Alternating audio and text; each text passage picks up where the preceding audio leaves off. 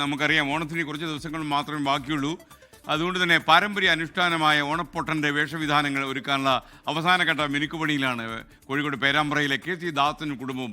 ഉത്രാടം മുതലാണ് ഓണപ്പൊട്ടൻ നാട്ടുകാരെ കാണാൻ ഇറങ്ങുന്നത്. വടക്കൻ കേരളത്തിൽ ഓണപ്പൊട്ടൻ്റെ വരവ് ജനങ്ങൾ വളരെ ആകാംക്ഷയോടെയും അതുപോലെ ഭക്തി ആദരവോടെയും കാണുന്ന കാര്യമാണ്.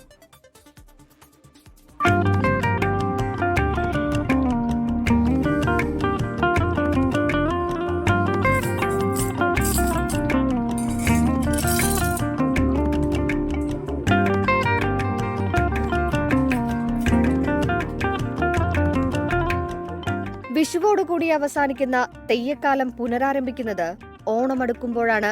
ഓണത്തിന് കോഴിക്കോട് പേരാമ്പ്ര പ്രദേശങ്ങളിൽ സാധാരണയായി ഓണപ്പൊട്ടൻ കെട്ടാറുള്ള മലയ സമുദായത്തിലെ നിലവിലെ മൂത്താളായ ദാസനാണ് കാര്യങ്ങളിലെ പ്രധാനി. ഉത്രാടം മുതലാണ് ഓണപ്പൊട്ടൻ പ്രജകളെ സന്ദർശിക്കാനെത്തുന്നത്. എന്നാൽ ഒരാഴ്ചക്കാലം മുൻപ് തന്നെ അതിനുള്ള ഒരുക്കങ്ങൾ പൂർത്തിയാക്കേണ്ടതുണ്ട്. ഞങ്ങള് പാരമ്പര്യമായിട്ട് പണ്ടേ ചെയ്തു വരുന്ന അനുഷ്ഠാനമാണ് ഈ ഓണനാളിൽ ഓണപ്പൊട്ടൻ കിട്ടുക.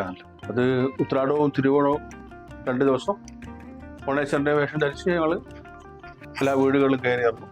ഓണം തുടങ്ങിക്കഴിഞ്ഞാൽ തന്നെ ഞങ്ങൾക്ക് തന്നെ കുറച്ച് ദിവസം മുന്നേ തന്നെ തുടങ്ങും ഇതിൻ്റെ ഒരുക്കുപാടും കാര്യങ്ങളൊക്കെ. എല്ലാ 10 മുതലും പിന്നെ വെള്ളാട്ടിൻ്റെ കാലമായി. പക്ഷെ അതിൻ്റെ മുന്നോടിയായിട്ട് ഞങ്ങളിപ്പോൾ കോപ്പൊക്കെ എടുത്ത് ഒന്ന് പുതുക്കാനും എടുത്ത് വെക്കാനും തുടച്ചു വെക്കാനൊക്കെ ഉള്ള ശ്രമം ഞങ്ങൾ ഓണത്തിൻ്റെ 10 ദിവസം മുന്നേ ഞങ്ങൾ തുടങ്ങും. ഓലക്കുട, കുടമണി, തിരുമുടി, കദളിവാഴപ്പോളയിൽ നിന്ന് ചീന്തിയെടുക്കുന്ന ചാമരം, ചെന്നിമലര് തലപ്പാളി, ചെക്കിത്തണ്ട, കാണി, ചുവപ്പ്, മുന്നാക്ക്, കച്ചിക്കര, ഉറുക്കുംപടി, ചീപ്പ്, വെള്ളിപ്പോള, തോൾമാറാപ്പ് എന്നിവയാണ് ഓണപ്പൊട്ടന്റെ വേഷം. ഇതിൽ ഓലക്കുട വർഷം തോറും മാറ്റേണ്ടതുണ്ട്.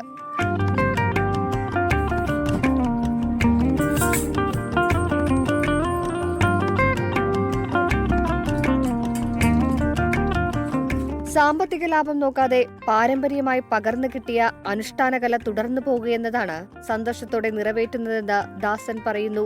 24 കോഴിക്കോട്.